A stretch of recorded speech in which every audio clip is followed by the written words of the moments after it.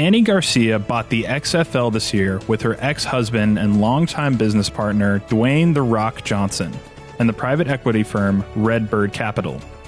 The deal makes Garcia, a professional athlete in her own right, the first woman to own an equal or majority stake in a major pro sports league in the United States. Garcia now plans to reboot the XFL as a serious competitor to the NFL.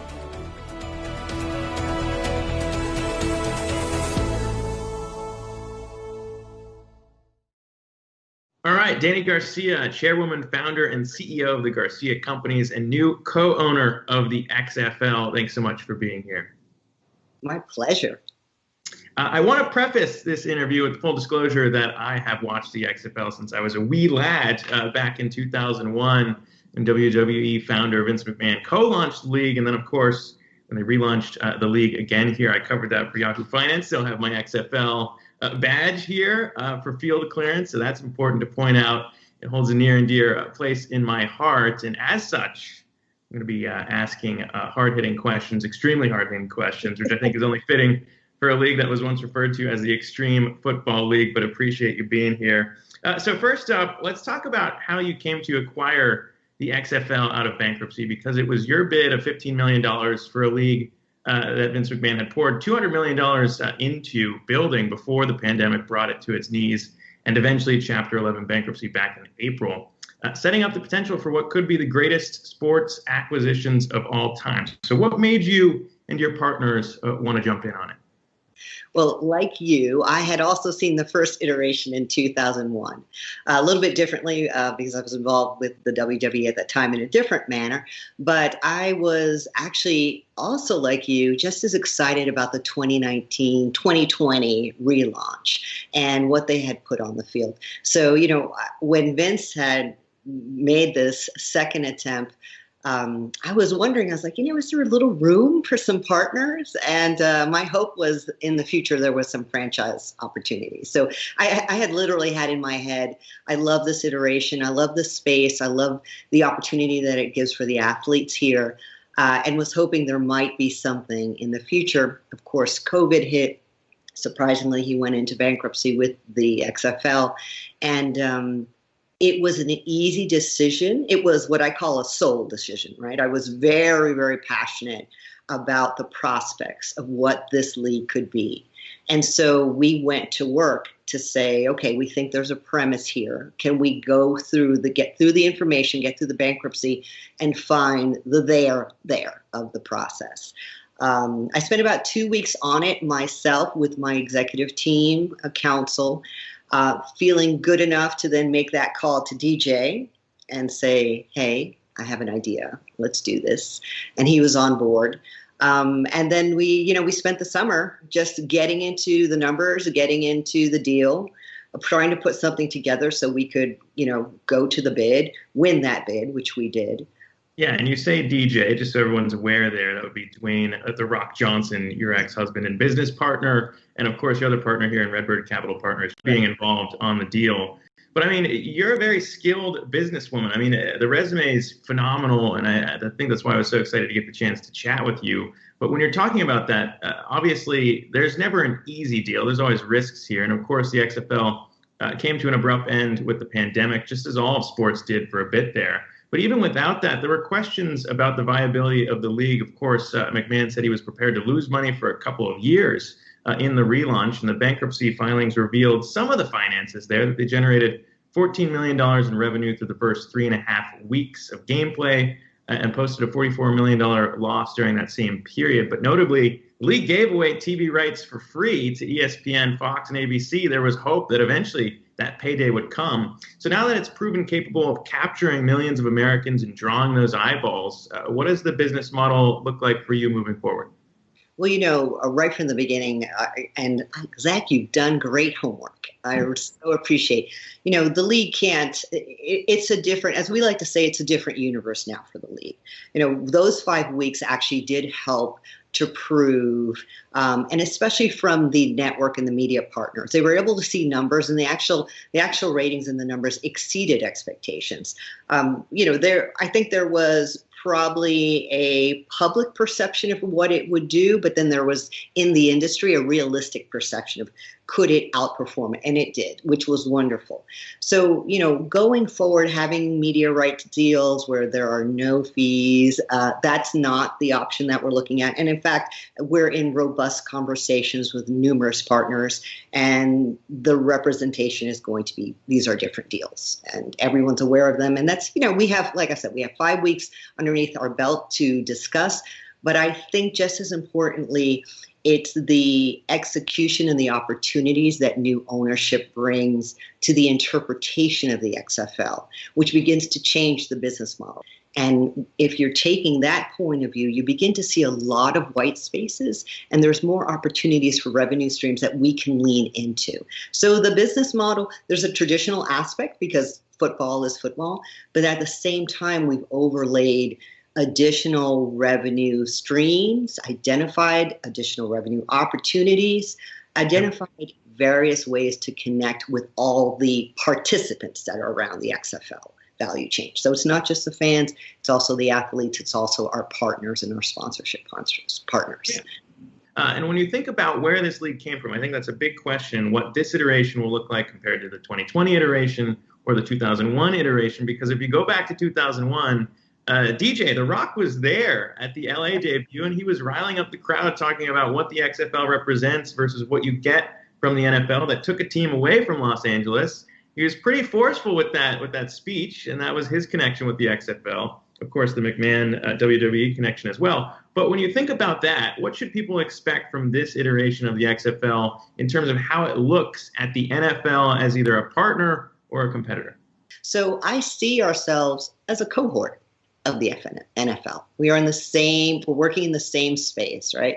And we are interpreting the game slightly differently.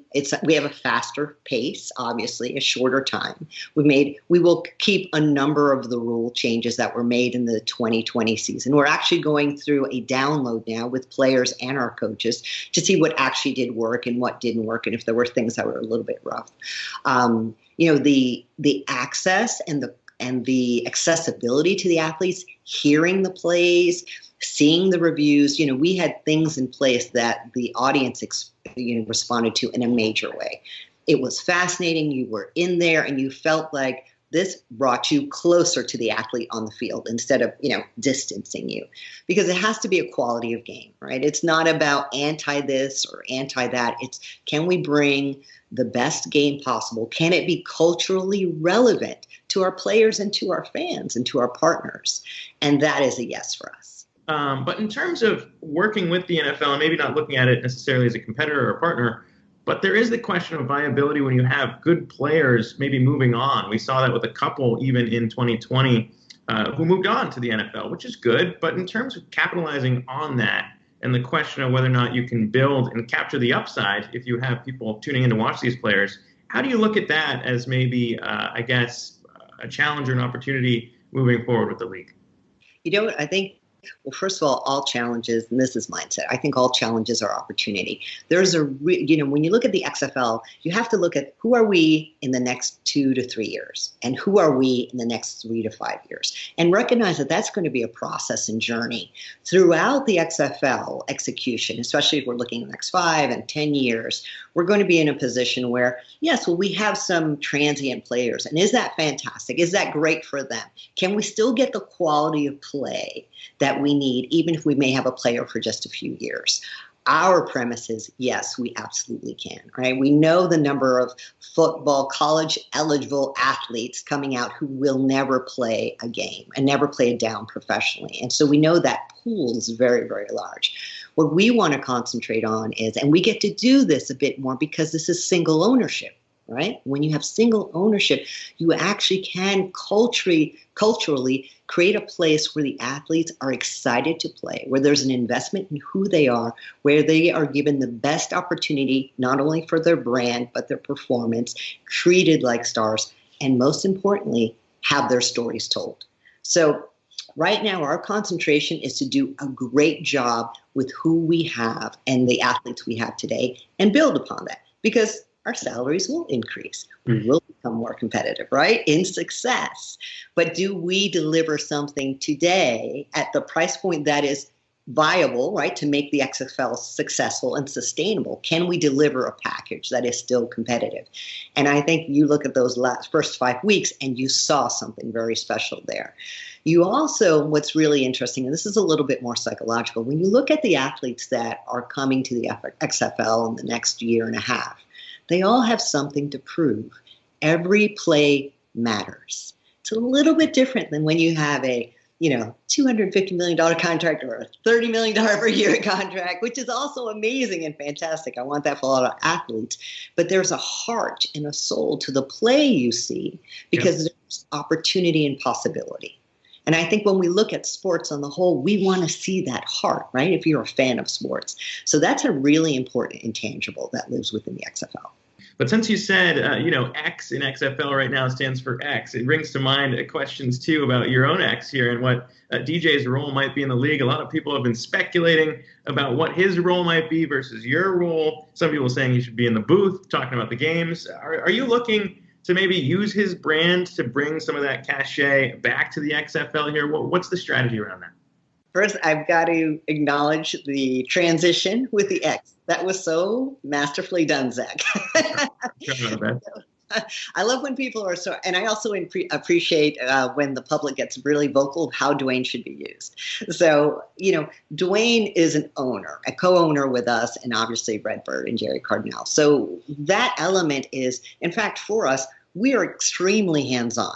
And the XFL is a day-to-day process for me in particular. And right now, because we're filming Red Notice, it's an in-between scene process for DJ. But we have his schedule blocked out for the season, for each season, so that we actually can be on the road and go to the game. So there's a real presence, not only from the corporate and storytelling, because even though everyone knows DJ is, in front of the camera, he's actually an incredible producer and content producer. So, he's also a former athlete. I'm a professional athlete. He's a former football player. He would be playing in the XFL if we went back so many years ago and that opportunity was there. So, that interaction with the athletes, that representation, the interaction with the fans, making our games, our live games, an event, not just because you're watching the game, but what happens before, what happens in the booth. We actually plan on being extremely forward-facing. So that'll be our loudest time. But we also have content that's happening throughout the year where you'll be hearing from the owners, and we'll have transparency as to what we're doing. Dwayne will be involved in that as well. He's a very hands-on owner. Well, in terms of your role, beyond the decisions we've already described in trying to make the XFL successful in this iteration, you're also shattering the glass ceiling here, too, becoming the first female equal or majority owner of a major sports league in the U.S. You've talked about the importance of that and representing unheard or unrepresented voices in prior business endeavors. And with the league, you said you expect it to be extremely vocal about normalizing equality and equalizing justice, and patriotism is about expressing yourself. So talk to me about how important that is for an achievement, not just for you, but for a lot of those voices that we don't hear from in sports. It's one of, we talked a little bit about the intensity of getting to, the point of bidding and auction and then getting the call. You have the XFL. So I have to tell you, it was that moment after the call where the enormity, first it was incredible joy, because this was, like I said, a soul decision. So I couldn't believe it was here. We had done it. But then it was a few days later when I began to recognize that through this process, I had made history. And that's a very humbling moment, Zack, when you have this, you are defining a period of time that never was. And so there is no, that was great. It's not that. It's the weight of it. You actually appreciate it. You feel the joy, but then you recognize that the decisions you need to make and should make going forward, you want to make them in a loud manner so that people can be inspired and learn, and that you're carrying the responsibility. It's not just the moment. It's what do you do with that moment? So I feel the weight of it and I accept it. I think it's amazing. I don't think, if you had asked me at 15, would you, Dany Garcia, want to own a sports league? I would have said yes, absolutely. if you had said, and will you be, do you want to make history? I would not be thinking in that process. But now that I have, I'm extremely grateful. I'm grateful that my expressions mean something to so many people. Dany Garcia, I can't thank you enough for the chat, and good luck with everything out there. Thanks so much, Zach. It was a pleasure. I look forward to seeing you, hopefully in person. I don't think this will work down there at the games, but we'll see what happens here when we relaunch. Dany Garcia. Thanks again. Thanks, Zach. That was great. All right, awesome.